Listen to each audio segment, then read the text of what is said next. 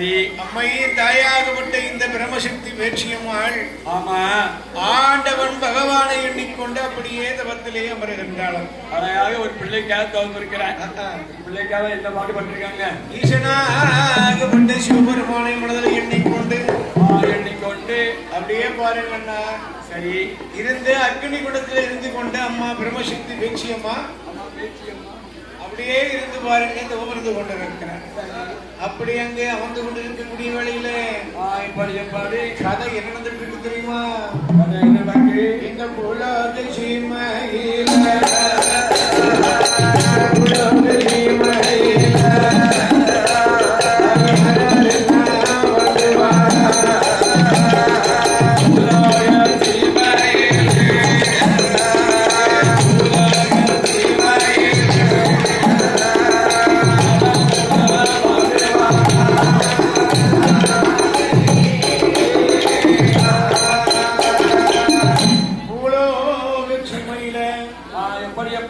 அக்கா தங்கையர்கள் மொத்தம் 3 பேர்கள். எங்க வீட்டுல 5 பேர் இல்ல 3 பேர் செஞ்சது. அக்கா தங்கையர்கள் உங்க வீட்டுல 5 பேர். எங்க வீட்டுல 5 பேர் 5 கோடி பேச வந்தீங்க. அக்கா தங்கையர்கள் பாருங்க எப்படி அக்கா தங்கை 3 பேர்கள் இந்த பூலோகத்திலே. தாய்மாரெல்லாம் கவனமா கேளுங்க. 3 பேர் யார் சொல்லுங்க பாப்பா. யாரெல்லாம் தெரியுமா? கங்காதேவி 1, பூமாதேவி 2, ஆகாயவாணி. ஆக மொத்தம் 3. இந்த 3 பேர்கள் அக்கா தங்கையர்கள். கங்காதேவி, பூமாதேவி, ஆகாயவாணி. 3 பேரும் அக்கா தங்கச்சி. இவங்க 3 பேருக்கு ஒரு சின்ன பிரச்சனை. ஊர்லதான் பிரச்சனை, வீட்டுலதான் பிரச்சனை, அங்கேயும் பிரச்சனையா? ஆமா. அப்ப அக்கா தங்கச்சி என்ன பிரச்சனை? அக்கா தங்கையர்கள் கங்காதேவி, பூமாதேவி, ஆகாயவாணி 3 பேர்களுக்கும் என்ன பிரச்சனை தெரியுமா? என்ன பிரச்சனை? நான் பெரியவள், இவள் பெரியவள், அவள் பெரியவள். நான் தான் பெரியவாங்க. இளமை மூப்பு தெரியாமல். சரி யார் பெரியவள்? இளமை மூப்பு தெரியாமல் இவர்களுக்கு சண்டை. 3 பேருக்கு அது ஒரு பெரிய பிரச்சனை.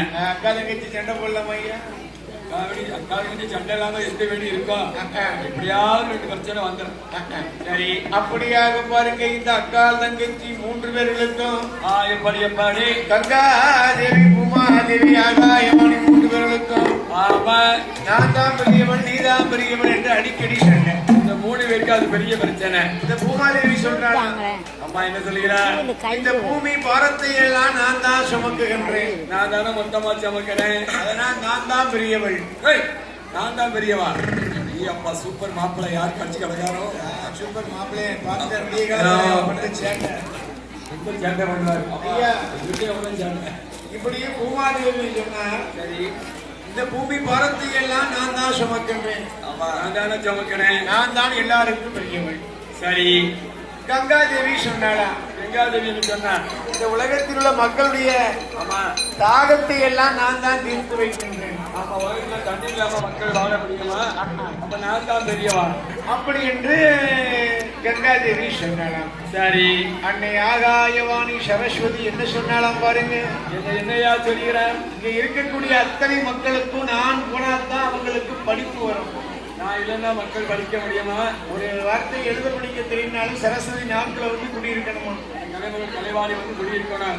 சரஸ்வதி நாவில வந்து குடியிருந்தா தான் ஆமா நம்ம சொல்ல வாழ்க்கை 4 பேர் கேட்பான்.